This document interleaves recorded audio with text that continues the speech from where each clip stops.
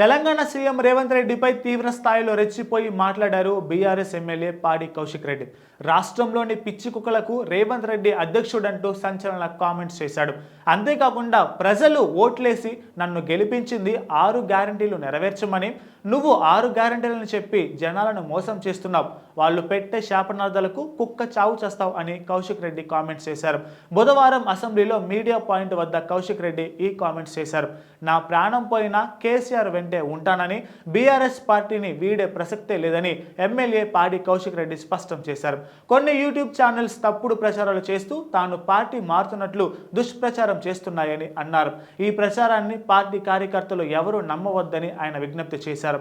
ఇలాంటి తప్పుడు ప్రచారాన్ని ధీటుగా తిప్పికొట్టాలని సూచించారు.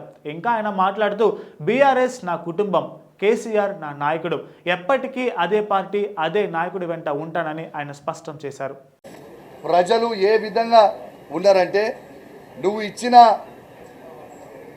6 గ్యారంటీలు హామీలుతో ఏ విధంగా అయితే నువ్వు ప్రజలకు ఇచ్చినావు, ప్రజలని నమ్మించినావో, నిన్ను నమ్మి ప్రజలు ఓటేసినందుకు ఇవాళ ప్రజలు పెడుతున్న శాపనార్థులకు కుక్క సావు చచ్చేది రేవంత్ రెడ్డి అని చెప్పి సందర్భంగా తెలియజేస్తా ఉన్నాను. గ్యారంటీగా చెప్తా ఉన్నాను, ఇది ప్రజలు, తెలంగాణ ప్రజలు పెట్టే శాపాలకి కుక్క సావు చచ్చేది రేవంత్ రెడ్డి అని చెప్పి చెప్పక తప్పదని చెప్పి సందర్భంగా తెలియజేస్తా ఉన్నాను.